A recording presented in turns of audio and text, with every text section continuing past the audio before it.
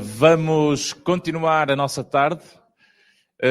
Depois desta nossa conversa, vamos falar sobre as ligações e a importância da participação para que nós possamos ligar as comunidades e a comunicação entre várias partes interessadas. Nesse sentido, convido para moderar o próximo painel Emanuel Afonso, do Também Somos Portugueses, que vai então convidar aqui o painel para poder partilhar convosco esta conversa. Temos então um painel composto por 6 pessoas, mas aqui a diferença é que são 4 em presencial, que vou passar a chamar, e 2 online. André Vemans, o nosso representante da Comissão Nacional de Eleições. Paulo Costa, presidente da TSP, também somos portugueses. Tiago Corais, eleito por Oxford. E Benoît Chenon, diretor Inovação e Sécurité da empresa Voxalis, que je vous demande de ser lá. Merci. Online teremos... por causa assim. Teremos o Sébastien Jaunet, subdiretor da Administração dos Franceses no Estrangeiro, e Flávio Martins, deputado pelo Círculo Fora da Europa e presidente do Conselho Permanente do CCP. Estamos todos? Então, muito boa tarde a todos. Good afternoon, bonjour, boas tardes. Aqui um repto para o Miguel. Onde é que está o Miguel? Se eu disser boas tardes nos dá Deus, não está a ouvir. Pronto, aqui era bocado para interligar com o que falámos há bocadinho. Portanto, já esta saudação diz algo de mim, não é? Da minha história, e é assim que se vai organizar o painel. O que eu pedi aqui para tentarmos recuperar o atraso, a tarde já vai longa para quem está na sala e quem nos está a ouvir online, é recuperarmos o máximo do atraso com uma bela gestão dos tempos. Cada um dos intervenientes, quer na sala ou online, vão ter 8 minutos. Tenho aqui um ajudante que vai cronometrar, portanto, ao fim de 5 minutos, já sabem que só tem mais 3. Portanto, e não vai haver nem agradecimentos, portanto, o que combinamos é que agradeço por todos, tanto a organização como as personalidades e pessoas presentes, tanto na sala como online, que cumprimentamos e agradecemos. Por isso, vou dar o exemplo, apresentando-me a mim, portanto, as saudações já disseram um bocadinho, portanto, eu sou luso-descendente, mais precisamente luso-francesa. Nasci em França de pais portugueses e mais precisamente mirandeses, e também para um clin d'œil à apresentação anterior, eu não fui uma criança migratória, mas um embrião migratório. Eu estava na barriga da minha mãe quando ela emigrou e nasci então em França, onde cresci a ouvir falar não português, mas mirandês em casa e francês fora. Estudei, fiz todo o meu percurso em França, Inglaterra, fiz um primeiro Erasmus logo no início do Erasmus, que começou em 87, não é? O programa Erasmus eu vim aqui não para Londres, mas para Brighton, onde tirei um BA Honours in Business Studies em 90. E também para relembrar apresentações também da Serena, também me apaixonei por um inglês, e se não tivesse havido outro Erasmus, que me convidou, outro convite para 6 meses de Erasmus em Portugal, com certeza que estaria casada em Brighton, não em Londres. Mas o apelo foi mais forte, o que nós falávamos, não é, da nossa pátria e mátria. Eu acho que me teria arrependido toda a vida se não tivesse feito essa experiência, supostamente 6 meses, no país das minhas origens. Portanto, fui fazer então esse Erasmus em Portugal, no ISEG, uma mestrado em gestão, e de 6 meses, não é? Já foram muitos 6 meses, porque isto foi em 92 e continuo a viver em Portugal. Portanto, fui para Portugal, isso é outra coisa na terminologia do português, aliás, eu não sinto que regressei a Portugal, não tendo nascido lá, portanto fui para Portugal e estou lá com a sorte dessa dupla, de ser binacional, mas com uma tripla cultura, também com a cultura mirandesa. Isso leva-nos, portanto, depois da apresentação, qual é a legitimidade de estar aqui ou porque essa ligação à participação cívica, eu considero também que é uma sorte, não é um dever cívico para mim a questão do votar, mas é um prazer cívico, de tal forma que voto nos 2 países, com exceção, obviamente, das europeias, onde tenho que escolher entre um país e outro, e é tal o prazer que também participe sempre nas mesas de voto, tanto na Embaixada de França como na minha freguesia, em geral. Portanto, isso dá-me realmente, ao longo destes anos, um bom conhecimento em pormenor e de forma muito técnica das modalidades de voto, tanto em França como em Portugal.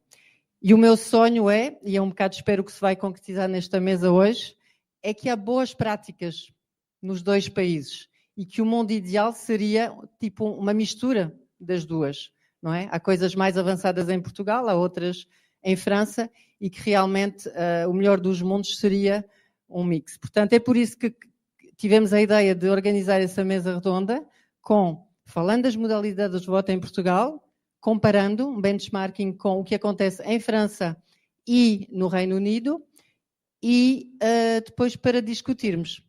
A ideia aqui de controlarmos muito bem os tempos é termos tempo no fim para também haver participação da sala e das pessoas que nos estão a seguir em linha. Portanto, vamos começar com o presente. Como é que se organiza neste momento a modalidade eleitoral em Portugal e a análise das últimas eleições. Portanto, para falar de como acontece no presente, temos o André Wemmens, o representante da Comissão Nacional de Eleições, que é a entidade que em Portugal supervisiona as eleições. André, peço então para se apresentar. Prefere falar em pé? Ok. E eu vou-me sentar ao pé do Benoit para traduzir. Vou fazer esse duplo papel. Obrigada.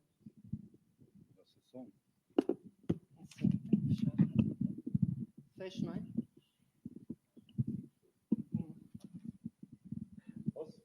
Sim. Só para o temporizador. Boa tarde a todos. Temos um. Ok. Apesar das afirmações, de qualquer maneira, em nome da Comissão Nacional de Eleições, tenho que agradecer o convite para participarmos neste painel. Chamo-me André Wemmens, tenho uma formação muito pouco típica nestas áreas da Comissão Nacional de Eleições e, em geral, sou docente universitário em Engenharia Física. E, por defeito profissional, trouxe-me a apresentação, mas garanto que não é uma aula de eletromagnetismo que os meus alunos desesperam.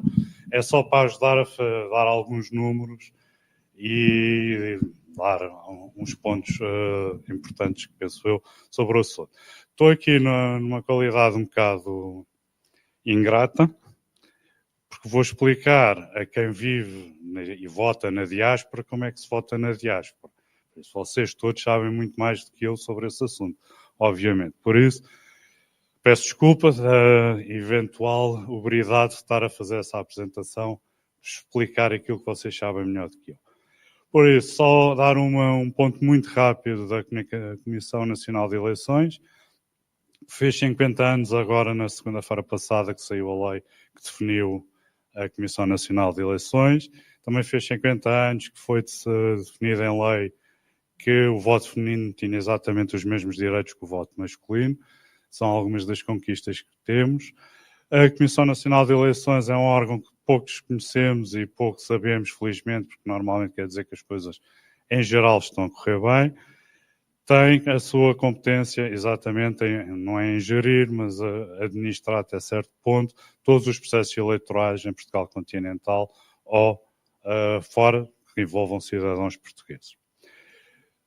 A sua composição é um juiz conselheiro, nomeado pelo Conselho Superior de Magistratura, e os membros nomeados por cada grupo parlamentar e mais uns técnicos de 3 ministérios. É um órgão colegial com independência e, para obter estas funções, normalmente tentamos dividir em 3 áreas. Uma é esclarecer e informar, se calhar é a parte mais visível para alguns dos cidadãos, responder a todas as perguntas de forma factual e o melhor possível para informar todos os cidadãos, associações, grupos de cidadãos hoje em dia como queiram formar, queiram saber como votar, etc. É esse o ponto de contacto, muitas vezes passa despercebido. Gerir, digamos assim, um pouco todas as queixas que existam, todos os litígios que existam, tentar saná-los em tempo útil nos processos eleitorais, cooperar nos aspectos em que a Assembleia da República se peça pareceres sobre leis eleitorais, dar o nosso melhor contributo possível para essa situação e, por fim, investigar, não nós investigamos, promover a investigação sobre os processos eleitorais. Eu estou habituado a ter o computador à frente, mas acho que ainda sei de cor, peço desculpa, não estava a contar com este esquema de apresentação. Ora bem, em todos os processos de alterações de lei legislativa, a Comissão Nacional de Eleições normalmente é consultada e tenta sempre assegurar, o seu objetivo é assegurar o máximo de participação de todos os cidadãos e garantindo o processo de voto justo e correto, tendo em atenção algumas características, exatamente como a pessoalidade do voto, o segredo e um processo, estou a resumir, e um processo que seja possível auditar e que seja de confiança. Em relação ao voto da diáspora, é a altura em que eu vou começar a falar daquilo que vocês sabem mais do que eu. Das 4 modalidades que temos modalidades diferentes. Para as eleições presidenciais, apenas voto presidencial. Para as legislativas, o voto presencial e por via postal. E nas outras 2 eleições, Parlamento Europeu, com a hipótese, muitas vezes, de quem está na diáspora poder escolher um ou outro país onde quer votar, mas também presencial e assim como para o Conselho das Comunidades Portuguesas. Ora bem, aquilo que eu penso que depois o Paulo irá falar, se calhar, em mais detalhe, que é o histórico que temos e é o presente que temos neste momento. Desde que o recenseamento passou a ser automático, tivemos um aumento, se calhar, de 5 vezes o número de inscritos registados na diáspora para votar. O que é positivo, corrige uma grande falta de informação e falta de ligação à realidade que existia de facto. Tivemos também, desde que isto se verificou, um aumento não só de votantes, que seria mais ou menos expectável, mas da própria percentagem de votantes. Por isso, este novo aumento permitiu haver mais pessoas e o nosso objetivo é que todo o cidadão português tenha interesse em votar e que sinta essa necessidade e essa vontade. Mas temos, e é isso que o Paulo me pediu um pouco para falar também, e vocês sabem também muito bem, temos tido um problema com um grande aumento de votos nulos, principalmente nos votos por via postal. Uma das partes do investigar ainda não está completado um estudo exatamente sobre as características destes votos nulos, mas já temos alguns dados que eu posso aqui avançar, não são muitos, será um estudo bastante mais exaustivo, foi analisar as atas todas das contagens das últimas eleições legislativas e, revendo então um pouco aqui, agora vou ter que fazer de memória, os últimos números das eleições em 2015, antes de passar o seu registro automático, tínhamos cerca de 11%, se não me engano, de votos nulos. Depois desse registro automático, em que aumentámos, como eu disse, muito o número de votantes e o número de participantes mesmo no processo, o número de inscritos e aumentou também fortemente o número de votos nulos, passou a ser cerca de 22%. Nas seguintes, houve bastantes mais circunstâncias, que nós sabemos, mas no cômputo geral depois acabou por ser cerca de 20%. E agora, nestas últimas de 2024, subimos, infelizmente, ou continuamos a aumentar o número de votantes e de inscritos, mas passámos para um número de 37% de votos nulos. Sei que houve pessoas que estão neste painel que tiveram nas contagens e puderam verificar. Ora bem, o que é que este estudo, que é os números poucos, muito poucos que eu posso avançar, e falta menos de um minuto, ninguém me avisou dos 5, mas, perdão, ainda estou a reparar de Gate Week de ontem. Ora bem, separando, além das atas todas Isto não é a Comissão Nacional, obviamente, é um instituto e um conjunto de pessoas que está a investigar o assunto, a pedido da Comissão Nacional de Eleições. O número de cerca de 87% dos votos anulados foram devido a problemas com os envelopes de voto, de envio postal. Cerca disso, agora tenho mesmo que inclinar, 1% foi devido a problemas com os boletins recebidos. E 16%, infelizmente tenho boa memória para números, foi de outros problemas não especificados. Nem todas, isso é um problema, nem todas as atas estão uniformes naquilo em que indicam as razões de voto nulo e por isso temos aqui alguma falta de informação. Mas posso acrescentar que, olhando só para as atas que têm informação mais detalhada, problemas com a falta do fotocópia do cartão de cidadão chega a ser cerca de 95%. 1,1% são votos que seriam considerados nulos em urna, de qualquer forma, ou seja, problemas com o voto em si, ou do voto em dois partidos, coisas desse género, e cerca de 1% de outros problemas, como quer nos boletins de voto, quer nos envelopes, identificação errada não respondendo àquele eleitor, mais de uma identificação no mesmo envelope, pronto, vários desses problemas. Mas isto é aquilo que nós todos sabemos e que podemos verificar, e que é um problema e que temos que conseguir corrigir de alguma forma, porque o objetivo é exatamente ligar todos os portugueses a estes processos eleitorais, incluindo as eleições legislativas, para começar, que é onde se está a verificar este processo, e depois, eventualmente, a outros onde o legislador decida usar. O que é que a Comissão Nacional de Eleições, dentro das suas competências, faz e fará certamente? Analisar outras melhores formas de conseguir comunicar. A Comissão Nacional de Eleições não é legislador, não faz, nem sugere ela própria legislação, apenas pode reagir à legislação proposta e aí dará sempre o seu parecer, tentando garantir a participação de todos os cidadãos e um processo eleitoral correto e justo que possa exatamente ter aquelas características que falei anteriormente. E assim, tendo passado 2 minutos, que eu já daria nota se calhar menos boa aos meus alunos, na apresentação, mas termino. Muito obrigado. Obrigado, André. Paulo Costa, da Associação Também Somos Portugueses, presidente, onde também eu sou membro dos órgãos sociais. Também queria dizer que também estou aqui em representação do Observatório dos Lusodescendentes, uma associação que eu cofundei e presido, e da Mulher Migrante. Portanto, eu acho que foi mesmo por ter vivido no caldeirão, não é? Ser um embrião migratório que, bom, tenho essa hiperatividade associativa. Por isso, vamos continuando sempre do presente, numa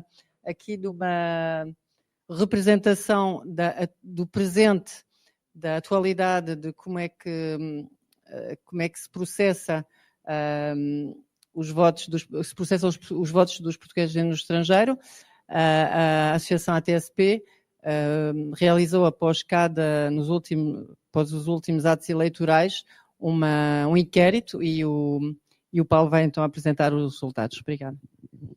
Ora, muito obrigado. Eu estive a viver aqui no Reino Unido durante 10 anos. A minha filha Mariana nasceu cá.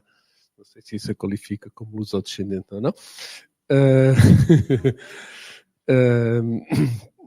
E sou um dos felizes contemplados com o programa Regressar. Portanto, posso dizer bem do programa Regressar a toda a gente. Em relação ao inquérito, o inquérito ainda está aberto. Nós queremos mais respostas, portanto o que vou apresentar vai ser provisório, mas não creio que vá variar muito em termos de números, a não ser talvez nós gostaríamos de ter mais resposta das pessoas que não votaram. Portanto, se quiserem contribuir para aumentar o número de respostas, é só ir ao nosso site, que é www.tambemsomosportugueses.org, e agradecíamos que conseguissem que houvessem mais pessoas a responder nomeadamente as pessoas que não votaram. Porquê é que não votaram? Portanto, vou só falar muito brevemente da situação atual, embora o André Weber já tivesse falado com isso. Eu tenho os gráficos mais bonitos e falar muito brevemente também das respostas que temos ao inquérito. Como o André já referiu, tivemos uma participação recorde, temos uma questão que é, há mais 11% de vezes mais votos expressos para a Assembleia da República do que para o Parlamento Europeu. Portanto, há muito menos gente a votar. Poderão haver duas razões para isso. Uma é as pessoas não estarem tão interessadas no Parlamento Europeu. A outra é o voto para o Parlamento Europeu é presencial. O voto para a Assembleia da República é pelo correio. Portanto, temos aí duas razões possíveis para isso. Uma das coisas que as pessoas que responderam ao inquérito estavam muito satisfeitas é com o voto em mobilidade que aconteceu no Parlamento Europeu. Havia pessoas que estavam em Portugal, havia pessoas que estavam noutro sítio e puderam votar e não votariam se isso não acontecesse. Portanto, é uma coisa que achamos que funcionou muito bem. E depois temos a questão dos votos anulados, que já foi aqui referido. Portanto, isto é um gráfico da evolução de votação para a Assembleia da República de 2015. Foi cerca de 3 mil. Antes de haver o recenseamento automático, que nós contribuímos, fizemos uma petição que foi entregue em 2018 na Assembleia da República. Portanto, várias pessoas estão aqui, o António Cunha, a Lia Matos não está, mas houve várias pessoas, também somos portugueses, que ajudaram a recolher assinaturas para essa petição.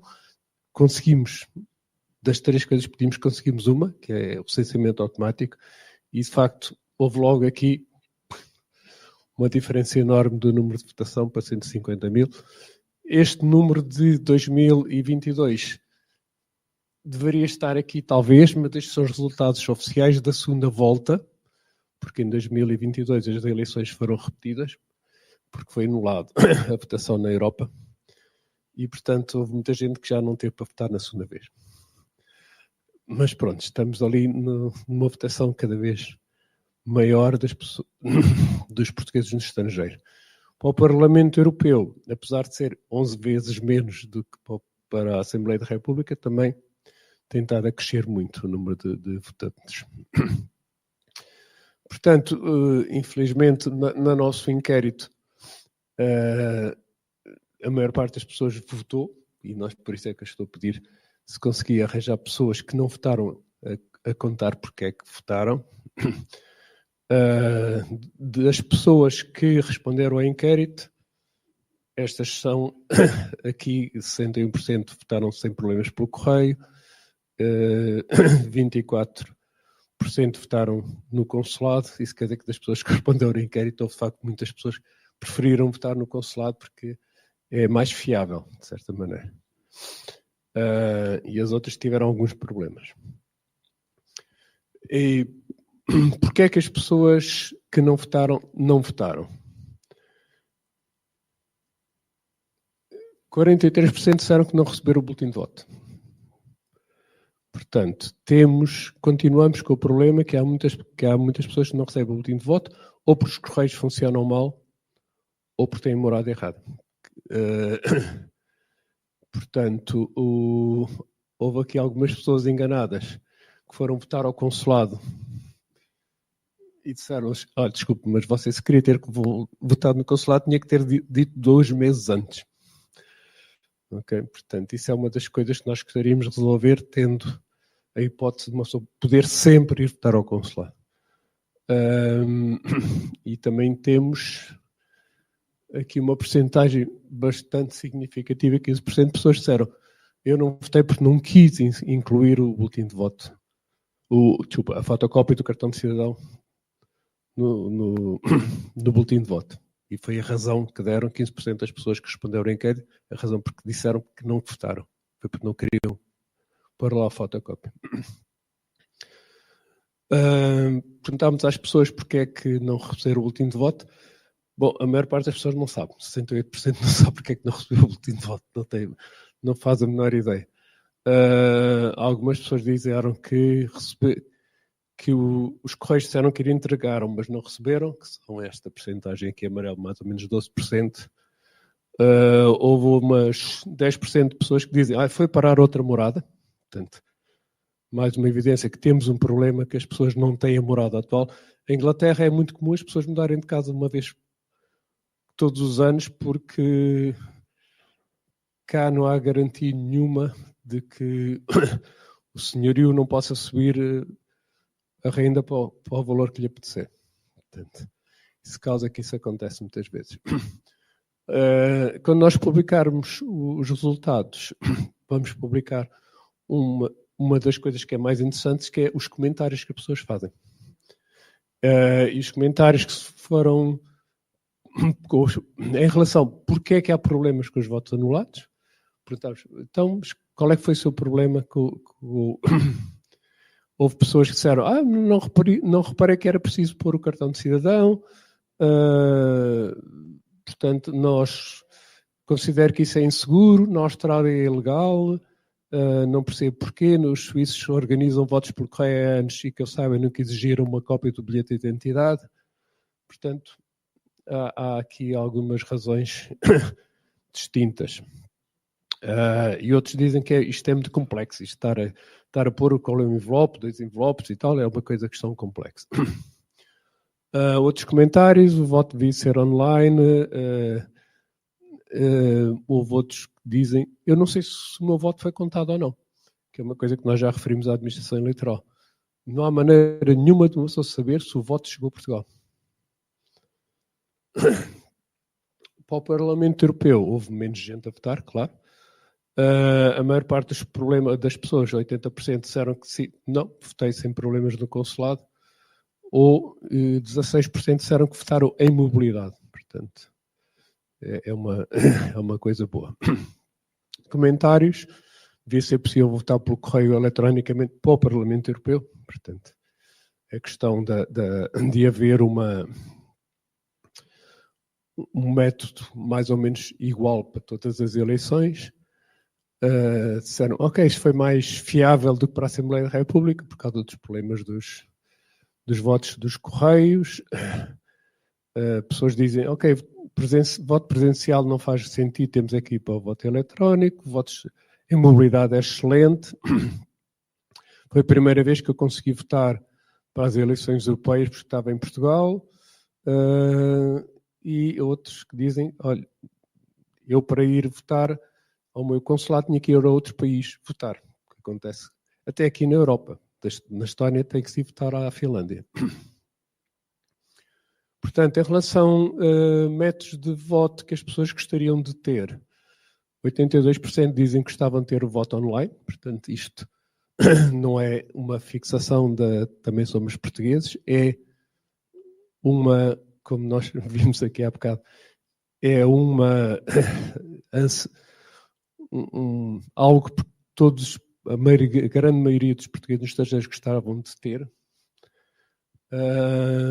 Portanto, nós não tivemos a dar em opção, dissemos quais é que são as maneiras que vocês gostavam de poder usar. Porque o que nós defendemos da associação é que as pessoas possam escolher em cada eleição o que é melhor para elas. Portanto, 82% para o voto eletrónico, 45% dizem que gostam do voto pelo correio, 40% dizem que gostam do voto presencial, e outra coisa que existe em alguns países, que é o voto por procuração, 8% dizem que gostariam de ter isso. E, finalmente, a última pergunta era o que é que acha em relação à representação dos portugueses no estrangeiro no Parlamento, e 75% acham que devíamos ter uma maior representação. E pronto. Passamos um bocadinho, mas pronto, é o Presidente da Associação. Depois da mecânica das modalidades de voto em Portugal e da sua avaliação, vamos passar para outros exemplos, Reino Unido e França, começando então com o país que nos acolhe, o Reino Unido, com aqui a experiência do Tiago Corais, luso-eleito em Oxford. ficar sentado ou... É mais rápido, não? Bem, antes de mais queria me apresentar. Sou bracarense, resido no Reino Unido e em Oxford há 10 anos. Sou profissional especializado na indústria automóvel, em desenvolvimento de produtos, gestão de projetos e inovação tecnológica. E tenho aquilo, como o Pedro Xavier disse, chamado um vício, que é o vício de ser um ativista político há mais de 30 anos, ou seja, desde os meus 16 anos. Primeiro em Portugal e agora na Câmara de Oxford, onde já sou há 6 anos e meio autarca na Câmara de Oxford, e sou há cerca de meio ano Deputy Lord Mayor. E sempre conciliei a minha atividade política com a minha atividade profissional. A minha estrutura que eu preparei para hoje, para o painel participar, é ligar, tem 5 pontos. Comparar os 2 processos de seleção e recrutamento dos políticos no Reino Unido e Portugal, dando como exemplo o meu percurso autárquico no Reino Unido. As diferenças entre a democracia no Reino Unido e em Portugal, e comparar as diferentes dinâmicas entre os partidos no Reino Unido e Portugal. E, quarto ponto, a minha experiência como utilizador, podemos dizer assim, da democracia na diáspora portuguesa, e algumas lições, na minha opinião, que podemos retirar do Reino Unido comparativamente com Portugal. Ok, a seleção de recrutamento. A seleção, eu vou contar um bocadinho como é que foi o meu processo para ser eleito chama City Council em Oxford. Como verificam, eu estou aqui há 10 anos, mas já só há 6 anos e meio. Quer dizer que tudo foi muito, muito rápido. Isso deve-se claramente porque há dentro, na maior parte dos partidos aqui no Reino Unido, um processo claro de seleção dos seus candidatos de baixo para cima e não de cima para baixo. Por isso, quando chegaram as eleições autárquicas, eu recebi um e-mail, como militante, como todos os militantes receberam, dizer que quer ser City Council na Câmara de Oxford. E eu, quando li aquilo, disse, por que não? E lá me inscrevi, tinha que fazer aquilo que é os motivos da minha candidatura, o que é que eu trazia de mais para o Labour. E nessa vertente, depois temos aquilo que é o passo seguinte, que são uma entrevista. No meu caso foram 3 pessoas, em que uma não pode ser da secção, em que fazem uma entrevista e tem 3 objetivos. A primeira é perceber se nós temos mesmo os valores do Labour, porque nós podemos ser afiliados no Labour e os valores serem completamente diferentes. Esse é o primeiro ponto. Também perceber se percebe o que é que nos estamos a candidatar e qual o comprometimento que exigem dessa atividade. E quarto ponto também é perceber se mesmo assim se tem esse compromisso para a disponibilidade para a campanha e tudo isso, porque é muito exigente. E o quarto ponto, como é lógico, é perceber se há no meu passado, alguma coisa que possa trazer problemas para o Labour. Depois disso, nós passarmos essa etapa, eu costumo dizer que dão-nos uma cédula em que nos podemos candidatar a qualquer círculo eleitoral, neste caso de Oxford. Okay? Eu candidatei-me no meu círculo eleitoral. Na verdade, eu candidatei em 3. Os primeiros 2 não fui, mas aprendi, e quando foi no meu círculo de residência, tinha 3 candidatos e fui o escolhido. E a partir daí, como é lógico, pronto, fui candidato e fui o escolhido. Depois eu queria falar aqui também aquilo que é o processo de campanha. A campanha é aquilo que eu costumo dizer, custos muito reduzidos. Ou seja, a campanha é porta a porta, ou seja, é o falar, é um pequeno panfleto que explica um bocadinho as nossas políticas e que nos apresentamos. E dessa forma é assim que nós vamos convencendo as comunidades a votarem em nós. E também outro pormenor que existe é que mesmo nessas porta a porta, a primeira abordagem não é perguntar se vai votar em nós, a primeira abordagem é quais são os problemas que tem que nós podemos ajudar. Ou seja, o primeiro passo é nós não somos interesseiros, o que é que tem algum problema que podemos resolver ou não. Outra coisa, como é lógico, que é as nossas newsletters, que são distribuídas por toda a população por voluntários do partido, o que é interessantíssimo, na minha opinião também. E E dentro disso, depois, como é lógico, há votação. Okay? E pronto. Eu a seguir queria falar também, deixem-me ver que eu já estou um bocado perdido. Não, eu queria só fazer mais uma coisa que é importante, na minha opinião, que é o funcionamento da Câmara de Oxford. Como é que se escolhe o Presidente da Câmara? Aquelas que nós sabemos que em Portugal é eleito por sufrágio universal, mas aqui em Oxford, não, como é o círculos uninominais, quer dizer que a Presidente é escolhida pelos seus pares. Quer o Executivo. E depois também há outra coisa que é importante, esta é uma função voluntária, ou seja, o que recebemos é muito pequeno e por isso todos os City Councils em Oxford e no Reino Unido têm que ter uma profissão. Eu tenho uma profissão, todos têm que ter uma profissão. Eu acho que isso tem algumas vantagens, mas seria para andar um bocadinho mais rápido. Depois, eu queria falar só sobre organização partidária. Uma das coisas que eu acho que é importante é que as reuniões em Oxford, da partidária e na Câmara, as reuniões são planeadas com 2 anos de antecedência. Eu tenho a minha agenda toda já programada, ou seja, não há aquela reação muito que nós temos, que é tudo urgente. Não, é planeado com 2 anos de antecedência e por isso é importante. Nós marcamos na agenda e por isso a nossa participação é maior. Outra coisa que eu acho muito importante aqui, que na política, nos partidos, é aquilo que são chamados grupos de reflexão, ou os think tanks, que são profissionais e que são, por exemplo, só o Partido Trabalhista tem mais de 100 grupos de reflexão profissionais, onde são alocados, podemos assim, são recrutados investigadores de ciência política e económica e por aí adiante. O que eu acho que isto, em Portugal, seria também importante. Só a última, nesta vertente. Este ano participei na conferência anual do Labour, que tem todos os partidos e que normalmente é reentrée em finais de setembro, princípios de outubro, são cerca de 4 dias. E para mim foi uma coisa fenomenal, foi a dinâmica que existe. E só para darem alguns dados que eu acho importantes, participaram nesta conferência 20 mil participantes.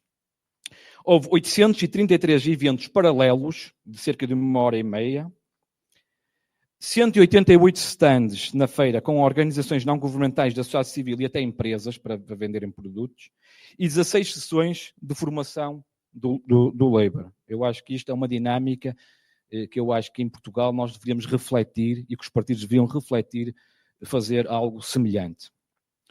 Por isso, eu só queria agora falar sobre, se tiver algum tempo, sobre a minha experiência como voto, sobre 3 ou 4 pontos, e aqui é rápido.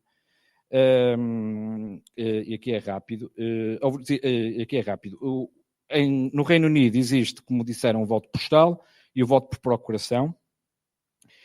E o que eu vi na minha experiência do voto é que muitas vezes, mesmo sendo automática, quando eu renovei o meu cartão de cidadão, por minha falha, certamente, por minha falha ou dos serviços, não faço a mínima, eu fui excluído, entre aspas, de ser eleitor e tive que novamente ir ao consulado e foi aí quando eu pus, quero votar no consulado, porque eu, além de eu gostar de ver o voto na urna, como disse o Paulo, e muito bem, eu estou há 10 anos, mas já mudei 4 vezes de casa. E por isso, como tinha medo que as cartas, pronto, como só esquece, tem que atualizar a morada para votar, por isso, esse é um ponto que eu queria aqui focar, porque o Paulo falou. Agora, sobre as eleições do Reino Unido, são cerca de 6. Ponto, o voto postal, que não, como o Paulo disse, que nunca se retirasse o voto presidencial, porque eu verifiquei realmente quando, nas últimas eleições que estive lá, houve muita gente que foi lá votar, e como era o voto postal que não tinha recebido porque mudou de morada ou isso, foi uma desilusão muito grande porque não votaram, e por isso eu acho que é importante que o voto seja, ou seja, mesmo que tenham um voto postal, porque no Reino Unido é igual, tem um voto postal, mas se não votar voto postal, pode votar presidencial, e por isso eu acho que é importante que haja essa mudança, porque o voto postal deve ser um voto mais inclusivo e não de retirar aquilo que é a hipótese de votar presidencial. Depois é lógico que há aspectos, eu diria, técnicos, mas isso fica para quem tem essa responsabilidade. Por isso já falei também no voto de procuração. Acho que os partidos devem valorizar a militância, o que quer dizer ter processos idênticos, ter um processo de seleção idêntico, aberto aos militantes e até porque em Portugal usamos muito isso, à sociedade civil. Eleições internas em que as escolhas dos dirigentes sejam em listas individuais e não listas fechadas, como é aqui no Reino Unido, ou seja, não há grupos e grupinhos, é individualmente cada um em cada um das responsabilidades dos partidos se propõem e são eleitos, e criar congressos ou conferências com sociedade civil com modelos idênticos à dinâmica do Reino Unido. Depois só queria fazer um pequeno comentário ao Pedro Xavier. Ele não está aqui, mas quando ele referiu e comparou Leiria com o círculo da diáspora, eu penso que nós não podemos fazer essa comparação. Porquê? Porque a responsabilidade, ou seja, o efeito do voto de Leiria e o nosso caso é muito diferente. Porque eu, se voto mal, acho que não vou ter consequências praticamente nenhumas, terei algumas, nenhumas, mas em Leiria as consequências vão ser sentidas. E esse era o ponto que eu acho que é importante. Não quer dizer com isso que também concordo que acho que a representatividade deve ser maior, e esse deve ser o nosso foco. E terceiro ponto, eu acho que realmente uma anulação de 37%, nós devemos também aprender com o Reino Unido a sermos mais simplistas, menos burocráticos e estar a ver problemas onde eles não existem, e por isso temos de ter processos simples. E terminei. Obrigado.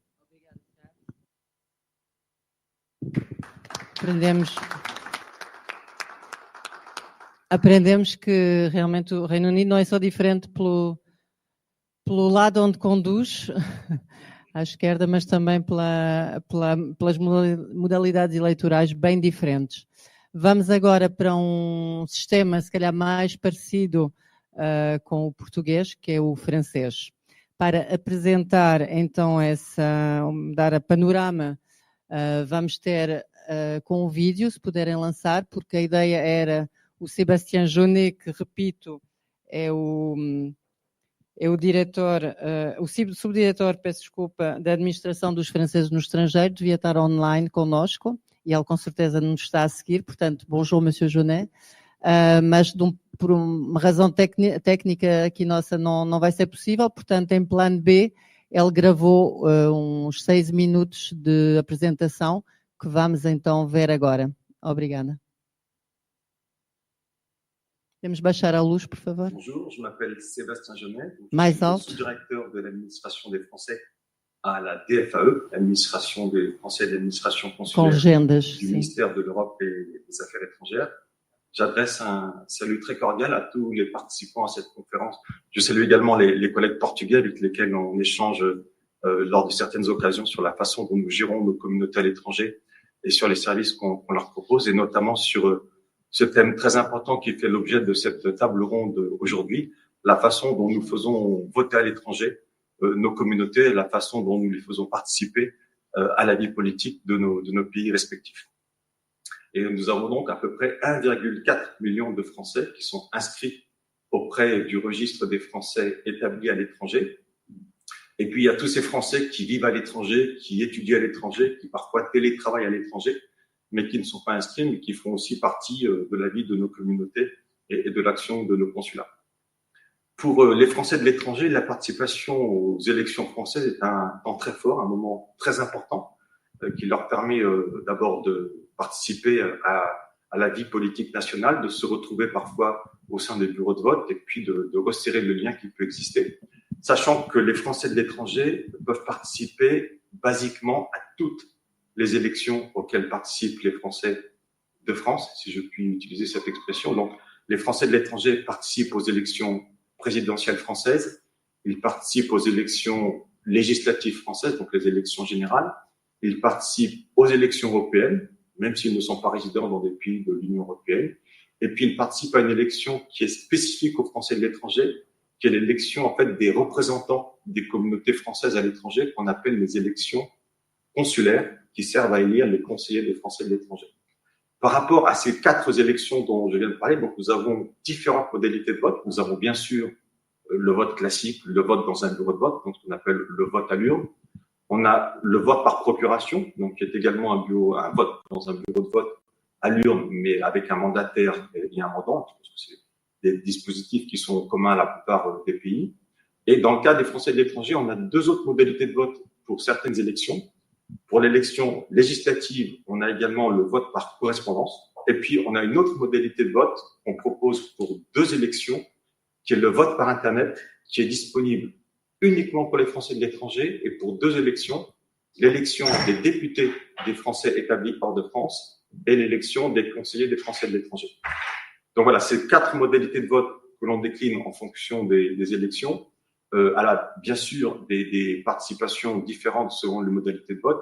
Et pour nous, ce qui est remarquable, c'est que le vote par Internet est une modalité qui a connu un succès très fort, puisqu'aujourd'hui, pour les élections pour lesquelles on propose le vote par Internet, donc l'élection des députés des Français établis hors de France et les élections consulaires, c'est 3 électeurs sur 4 qui choisissent le vote par Internet. 75% des votants choisissent le vote par Internet.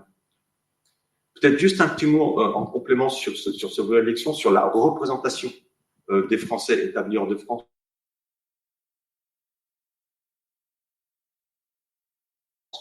Ont plusieurs représentants nationaux et locaux. Alors, les représentants locaux, ce sont ceux dont je vous parlais, les conseillers des Français de l'étranger, qui sont donc élus dans chaque pays, dans chaque circonscription par les Français de l'étranger, et qui ensuite, en leur sein, désignent ce qu'on appelle des conseillers des Français de l'étranger au sein de l'Assemblée des Français de l'étranger. Donc ça, c'est une représentation, j'allais dire, locale et spécifique aux Français de l'étranger. Et puis, les Français de l'étranger élisent également des parlementaires, et donc, ils élisent 11 députés qui représentent les Français établis hors de France, donc dans 11 circonscriptions qui couvrent le monde entier, et ils élisent 12 sénateurs qui représentent également les Français établis hors de France. Peut-être juste une dernière remarque pour conclure. La première remarque, je pense que c'est une question que nous nous posons tous dans le cadre de cette conférence et de cette table ronde. Qu'est-ce qui fait et que faut-il faire pour encourager la participation de nos communautés à l'étranger lorsqu'on organise des élections? Nous, de notre point de vue, et c'est encore une fois, c'est l'expérience française par rapport à notre système et par rapport aux spécificités de nos communautés, nous, notre sentiment, c'est qu'en fait, il y a 2 facteurs clés pour encourager ou pour augmenter la participation de nos communautés aux élections. Le premier critère, qui est un critère sur lequel on n'a pas de prise et qui dépend tout simplement de l'enjeu politique de l'élection. Quand on regarde les 4 grandes élections nationales qu'on a organisées pour les Français de l'étranger, on a des taux de participation qui vont du simple au double en fonction de l'enjeu politique, ou en tout cas de l'enjeu perçu par les électeurs établis à l'étranger. Pour l'élection présidentielle, qui est l'élection politique par excellence dans le système français, la dernière élection présidentielle en 2022, on a un taux de participation pour les Français de l'étranger de 39%, ce qui pour nous est un taux de participation très élevé. Pour les élections législatives de 2022, donc juste après la présidentielle, on avait un taux de participation de 25%. Pour l'élection législative anticipée de 2024, on a un taux de participation de 37%, donc à nouveau un taux de participation très élevé. Et pour l'élection européenne 2024, on a un taux de participation pour nos électeurs basés à l'étranger de 17%. Et le deuxième critère pour nous qui entre en ligne de compte pour encourager la participation, c'est également ce que l'on propose comme modalité de vote. Plus on propose de modalités de vote accessibles, simples, pratiques pour les Français de l'étranger, plus on encourage à la participation et plus quelque part on supprime les obstacles d'ordre matériel qui pourraient éventuellement décourager certains électeurs de participer.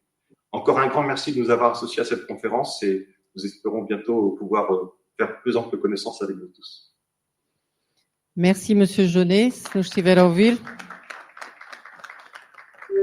Penso que foi uma apresentação muito clara sobre um sistema mais parecido com o português, com algumas diferenças, só que vou resumir. A questão da representatividade, mais ou menos o mesmo corpo eleitoral, 1,4 milhões de franceses no estrangeiro, cerca de 1,5 milhão de portugueses, com 23 parlamentares, 11 deputados, 12 senadores a representar este 1.400.000 e 4 para Portugal. Outras diferenças, portanto, temos duas modalidades similares, que são o voto na urna e o voto por correspondência, e duas diferentes, que é o voto por procuração, que em Portugal é anticonstitucional por causa da questão da pessoalidade do voto. Resta-nos então o voto também, que ainda não existe em Portugal, que é o voto online. E para focar sobre esse ponto e dar mais mais elementos para a nossa reflexão. A seguir, convido o Benoît Chenon, que vem falar da segurança, porque muitas vezes o argumento principal que vem é que é um voto, e pronto, em todos os países onde não existe, fala-se da falta de segurança. Portanto, convidamos a estar cá e está cá connosco o Benoît Chenon, que é o diretor da inovação da empresa Voxalis, que é a empresa subcontratada pelo governo francês, e neste caso também uma diferença. Em França não é o Ministério do Interior que gera o voto dos franceses no estrangeiro, é o Ministère de l'Europe et des Affaires étrangères. Portanto, aqui é o cliente do Benoît Chenon, é o Ministério, e o Sébastien Jaunet é a pessoa que supervisiona. Portanto, temos aqui a empresa que faz essa supervisão e a ok. Portanto, na totalidade, se perceberam bem, esse voto eletrónico já aconteceu em França pelos franceses no estrangeiro desde 2012 em 6 atos eleitorais. Já houve 6 eleições onde o voto foi introduzido como quarta opção, e a Voxalis, portanto, houve várias empresas e a Voxalis já geriu 3 dessas votações, e, portanto, vamos ter aqui um resumo tecnológico que nos vai, com certeza, confortar sobre a segurança dessa modalidade. Merci, Benoît. E vai fazer a apresentação em inglês. Penso que será uma língua consensual para todos os que estão cá em Londres, quer a residir ou visitantes. Obrigada. Bonjour à tous. Hello. I will present you what we did in France.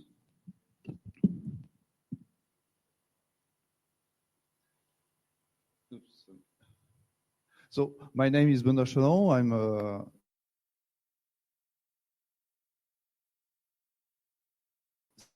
and in 26 I found Voxalis with a friend, and 12 years after we joined DocaPost. It's a big French company in trust, and now I'm still working at Voxalis, and I'm managing all innovation and security issue. So I will have 2 main topics, one on internet voting, what is internet voting, and the second part is a retext on what we did with Sébastien Jaunet for the French people. So just the word internet voting is has various meaning, and beware of it. One is machine voting, like in Brazil or sometimes for inner people in France. And the other meaning is internet voting. But both are with electronic voting. So when you heard it, electronic voting, be aware of what the people is talking about. It is machine voting or internet voting. And now we will talk about internet voting, but also electronic voting, but it's only remote voting. So what are the main principles in voting? Maybe you know them, but I would like to recall. The main in each vote is anonymous. You can't say what I vote. It is for B or C. Nobody knows except me. Each vote is confidential until the end of the poll. So if the poll is during 1 week, you don't know how many votes you have before the end. But at the end, we have to tell all the vote. Each voter vote only once. Maybe no vote, but not 2, not 3. Only 1 vote. And of course, only people who are registered on the list are admitted to express their vote. So, to have an example, a voting application is not a banking application. And I will make some example. Suppose in a banking application, Alice want to make a transfer to 100 euro to Bob. So on the banking application, once the transfer has been made, Alice can obtain a proof of the transfer that the amount is 100 euro and the beneficiary is Bob. Also, the bank knows the transfer and the amount of the transfer and the beneficiary is Bob. Also, Bob knows the balance. He knows that he has some extra 100 euro on his account. Now, let's have a look at the voting application. And let's say Alice wants to vote for Bob. And let's see the difference. Once the vote is cast, because we have to prevent vote selling, there is no record of the Alice choice. And so the voting application knows only that Alice did a vote to prohibit another vote, but the application will never know the beneficiary of Alice's vote.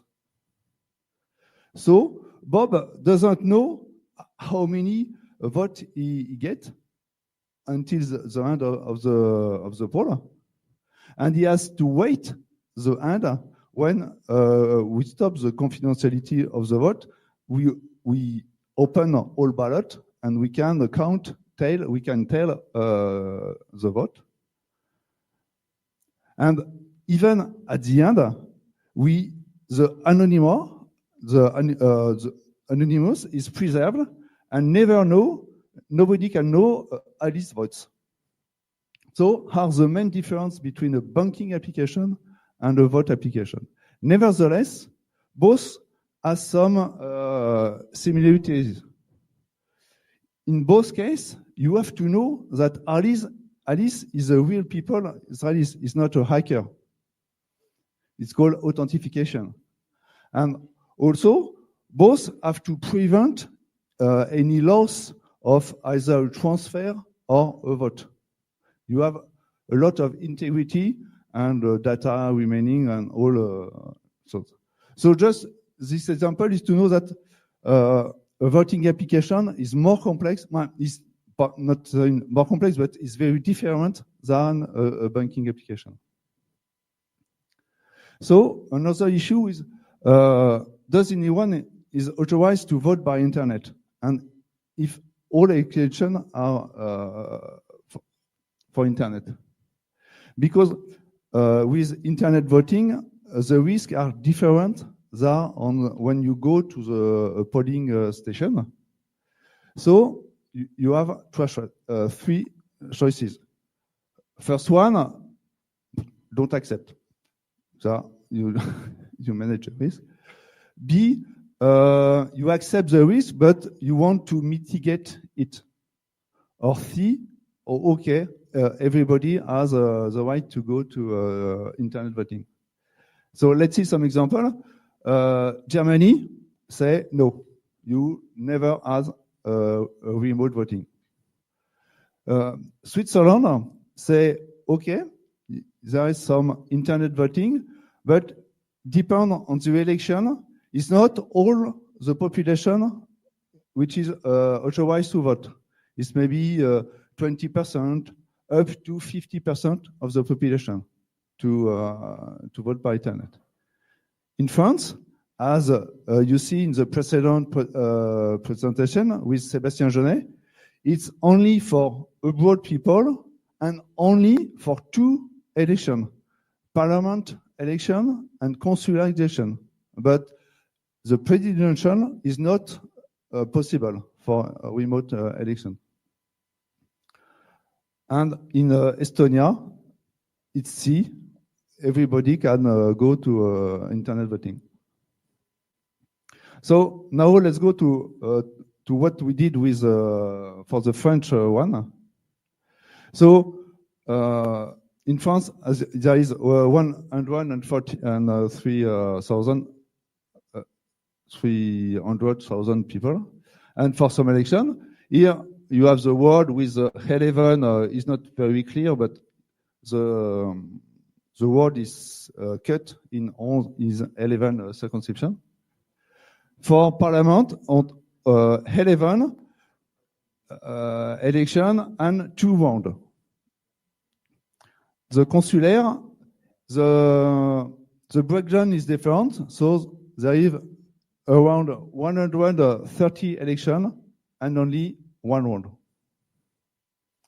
And in France, we don't have your ID card as you have in Portugal, so it's quite difficult to authenticate the people. So we send a login by email and a password by SMS because we don't have other means to contact people. To manage such a project, just to have in mind that it's a long-term project, and it can take at least 2 years with the prerequisite that first, of course, law, all the juridic are validated, and you have some budget. And once you have all these prerequisites, there is a lot of issue to manage: functionality, audit, hosting of the system, security, certification, RGPD, data management, and a lot of things. So 2 years is not too short to start the project. So let's see some screenshot. This screenshot is like an iceberg. It's very the small part of all the application. But here we have 3 candidates, and the first one is to call vote blanc, blank vote. After you get validation code you receive by email, and when you put your validation code, your vote is cast, and you've got a receipt to tell, okay, you vote at this time, and if you want to check your ballot on the booth, you can ask further. So, but the lot of description maybe for the elector part is not too much. There is maybe at least 5 screen and no more. It's very simple to vote by internet. So the timeline in 22. So we have to send the email and the SMS a few days before, and we split over 20 hours, so that the email received at opening hour for each people. It's very convenient way to avoid spamming or all other problem.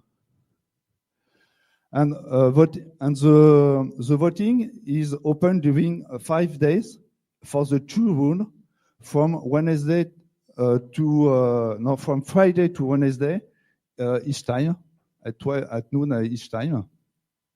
So here you've got the timeline. The first 2 lines is for the inner people. For the all other, you've got on the booth station. Just here in France, we have just 1 week between 2 rounds. But for abroad people, as we have to do to opening,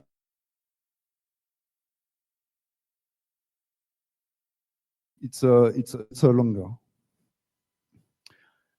In 24, we have the decision at on the TV on the night, and we have only 28 days to do all this.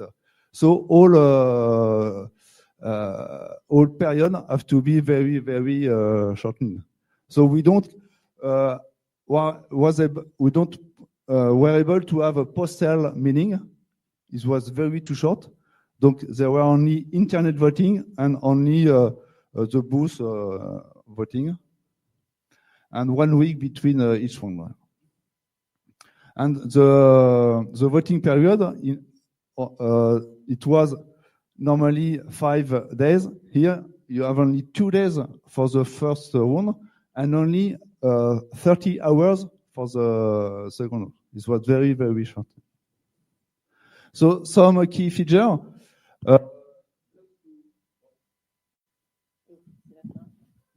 Hello. It's time? How many? 1 minute.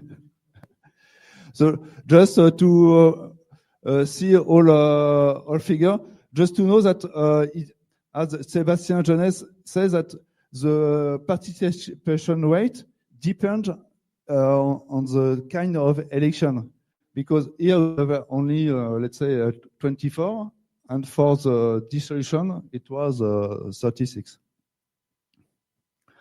And just we are proud that with such ballot on the booth, we can say that the French one is for now the world's largest internet voting election in the world.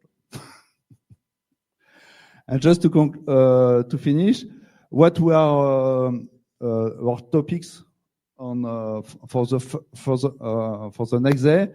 So to reduce the impact in poor SMS delivery, we would like to use some other protocol, RCS protocol, to use messaging, Signal, WhatsApp. We don't know. Maybe it's a good way to avoid problem with SMS.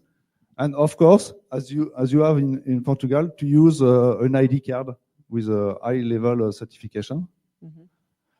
And also to bring more transparency in the process. So to use an independent company to check what Voxali did, to have a publication of the source code, and also to add some anti-stuffing mechanism in the process. So that's all. So thank you, Foundation. Merci, Benoît. Thanks for this very detailed technical explanation of the process. And maybe I just add some words about the user point of view, porque eu também sou utilizadora, não é? Se calhar sou a única desta sala que experimentou ou não. Mas realmente, de um ponto de vista do user, eu penso que experimentei em 4 eleições e deve ser, de facto, desde que a Voxali tomou conta, que o voto passou a ser muito mais user-friendly e faz 3 coisas. E a última, tu n'as pas autant parlé de la question à la fin des questions du teste? Porque faz toda a informação antes, há muitos mails que são enviados para falar tanto do processo como dos candidatos, etc., e do método de voto, tutoriais, etc., durante o processo, e no fim da votação temos um questionário que podemos preencher ou não. Um questionário mais, só 2 ou 3 perguntas, e também pedem se queremos dar mais input a um questionário mais longo. Portanto, acho que faz também esse trabalho de research, não é? Que a Kné estava a falar. Portanto, acho que é muito performante, e as únicas críticas que eu teria que dar ao processo estariam resolvidas em Portugal. Porque, de facto, a complicação e o que aconteceu em alguns votos foi a autentificação, que em França, não havendo chave móvel digital, tem que ser feita por SMS e por mail. Em Portugal não seria necessário. E depois a questão de também Portugal ter e a França não o caderno de voto desmaterializado, que faz que a votação online acaba 3 dias antes da votação na urna, em França, porque tem que haver, tipo como o voto em mobilidade, o tempo dos votos serem descarregados. Em Portugal também, com a questão do caderno de votos, já não seria necessário. Portanto, Portugal até tem uma tecnologia que ainda não existe em França, que ainda iria melhorar este meio de votação. Por isso, pronto, acho que foi muito interessante ter esta visão completa sobre o voto eletrónico aqui para a reflexão. E para acabar com os convidados, vamos para o outro lado do Atlântico, com o deputado Flávio Martins, que também não pode estar online, mas quer dizer que deve estar online, mas não pode falar. Cumprimento o Flávio, que está então no Brasil. Flávio, deputado pelo Círculo fora da Europa e presidente do Conselho Permanente do CCP, que nos dá uma, espero, breve apresentação do que está a ser pensado proposto na Assembleia da República. Obrigada. Peço só um bocadinho. Desculpa por a edição. Foi um bocadinho amadora e, portanto... Sim, nós recebemos um vídeo de 30 minutos do Flávio e o Paulo teve que cortar. Esperamos que seja perceptível. Som, não estamos a ouvir?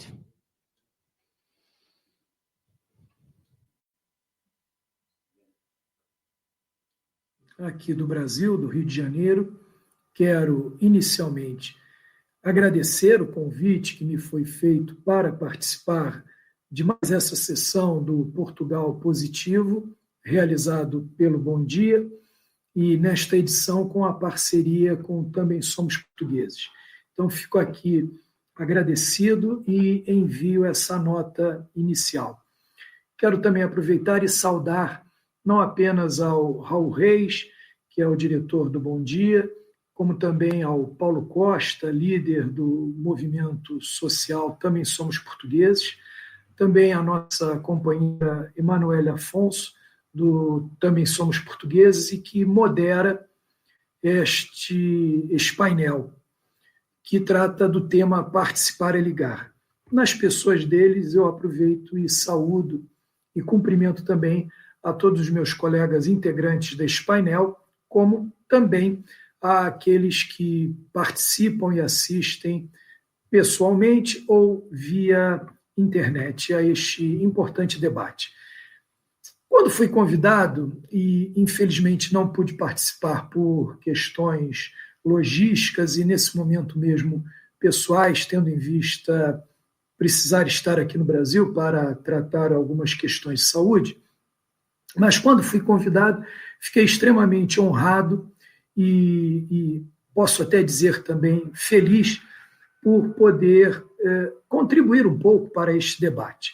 Ora, quando falamos então do tema participar é ligar, voltamos-nos inicialmente para a participação cívico-eleitoral das nossas comunidades nos diversos atos eleitorais em Portugal. Há sempre aqui algumas dificuldades, eu quero mencionar 3 inicialmente.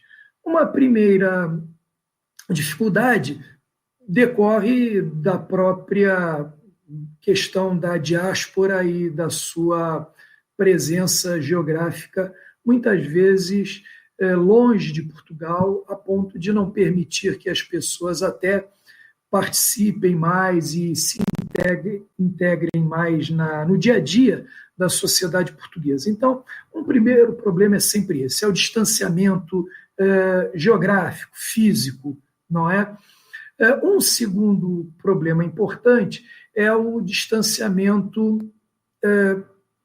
procedimental, porque muitas vezes as informações, e aí fica aqui um apelo, em que pese reconhecer os esforços que são feitos pela Comissão Nacional de Eleições, pelo SGMAI, pelos diversos partidos políticos que integram o arco democrático, parlamentar em Portugal, a verdade é que há aqui um distanciamento procedimental, muitas vezes também pela falta de uma informação mais, digamos, atempada e mais integral, portanto, que abrangesse uma série de pormenores que às vezes são mesmo decorrentes de exigências legais ou, às vezes, de exigências técnicas e que não chegam numa linguagem muito clara, numa linguagem mais simples para as nossas comunidades que, portanto, vivem no estrangeiro e cuja experiência eleitoral é diferente daqueles que vivem no Portugal continental ou nas nossas regiões autônomas, portanto. E há aqui um terceiro problema que decorre também da falta, e este deve ser também um esforço permanente nosso. Quando eu digo nosso, não me refiro apenas a quem trabalha diretamente com a reflexão, com o pensamento em como melhorar a participação e a ligação das comunidades a Portugal e à sociedade portuguesa em geral, mas também ao Estado português. ao Estado português, aos órgãos de soberania, portanto, a toda a estrutura estatal portuguesa, como também a sociedade em geral. E nela ainda aqui incluídos tanto a comunicação social portuguesa, como também os partidos políticos, que têm esta responsabilidade, afinal, deveria, ou mesmo, para não ser injusto, é um dos objetivos de qualquer cor partidária, de qualquer movimento político partidário em Portugal. Portanto, essa ligação permanente é que às vezes também falta, no sentido de tornar as comunidades que vivem no estrangeiro pertencentes a Portugal. Ou seja, esse sentimento de pertencimento, ele é extremamente importante. E ele, para além disso, ele é necessário. Né? Para além de importante, ele é fundamental, ele é necessário. Pois nós não podemos pensar que as comunidades elas participarão efetivamente ou num grau maior do que aquele que já vem participando, se não houver essa aproximação, essa ligação afetiva, de reconhecimento, de corresponsabilidade e, como eu disse, de pertencimento das nossas comunidades àquilo que é feito, àquilo que ocorre, àquilo que é decidido e definido como políticas públicas para os portugueses e para as portuguesas que vivem no estrangeiro. Então, essas três dificuldades, elas existem, dados que nos colocam, e aí eu digo nos colocam, por não fazer assim uma distinção nesse momento, prévia ou antecipada, em relação aos dois círculos que temos para as comunidades. Mas, somando-se a esses círculos, nós tivemos uma participação efetiva absoluta tão grande, ou até mesmo maior, do que alguns círculos eleitorais em Portugal, tendo, entretanto, potencialidade de eleger somente 4 deputados, quando outros círculos eleitorais tiveram, em números absolutos, uma menor participação do que a que tivemos nos 2 círculos das comunidades, elegendo, às vezes, mais do que o dobro, ou seja, pelo menos 9 deputados nesses respectivos círculos eleitorais. Não é? Ora, e aqui há 2 questões importantes. A primeira é, ainda assim, o voto nulo foi o grande vencedor nos últimos atos eleitorais. Quer dizer, mais do que qualquer outro, ou mais do que qualquer partido político ou coligação nas últimas eleições, e não me refiro apenas a de março passado, mas nas últimas eleições, a verdade é que o voto nulo foi o grande vencedor em ambos os círculos eleitorais, Europa e fora da Europa. O voto nulo, aqui o Flávio introduziu aqui um ponto que ainda não tínhamos falado, e pronto, para não demorar mais, obviamente que há... Obrigada, Flávio. Há propostas de lei que foram também depositadas pelo Flávio e pelo deputado do Chega, que estava aqui há bocadinho, sobre essa questão do voto eletrónico e também do aumento do número de deputados. Sendo comum a todos, eu acho que tudo o que ouvimos hoje tem a ver com o repto que lançamos, não é? O participar e ligar.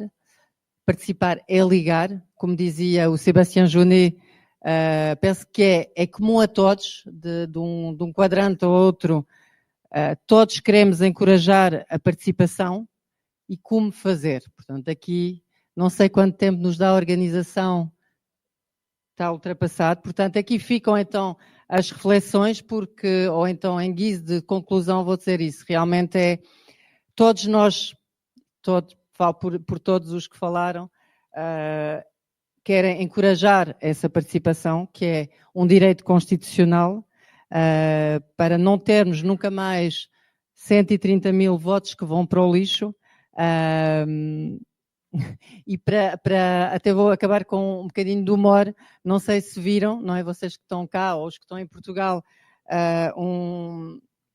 uma paródia, um momento de humor do Ricardo Araújo Pereira, num 5 para... Não é 5 para meia-noite, isto é gozar com quem trabalha. Raramente se fala das eleições dos deputados pela imigração, e com a questão da repetição dos votos, pela primeira vez falou-se, e ele teve um sketch muito engraçado que foi demonstrar para já a complexidade, não é? Tinha uns envelopes que dobrava papéis, punha num envelope, punha noutro, que era já super complexo. E depois, com o facto de não chegarem, ele disse, então para próximas eleições, portugueses no estrangeiro, aconselhos, recebem a carta, dobram, põem no padrão e põem ao lado para o caixote do lixo, pronto, que é mais fácil. Portanto, isto é gozar com quem vota, isto não queremos mais que isto aconteça, gozar com quem vota, e não é o único, vamos acabar também com o Presidente da República, que um dia disse, o voto é uma ligação à pátria, só para acabar com este tema, mesmo quando a pátria não trata muito bem. Portanto, nós somos todos pessoas comprometidas, e com exemplos de outros países e com exemplos do que acontece.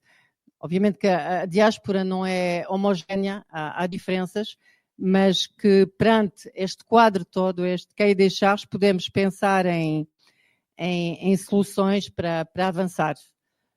Por isso, obrigada pela vossa participação. Espero que avancemos um passo em frente, mesmo tecnicamente, foi muito importante termos cá o Benoît Chenon, e que, pronto, a reflexão não pode ser já hoje, mas que seja ao longo dos próximos tempos. Muito obrigada a todos e a todas, os que estão cá e online. Obrigada.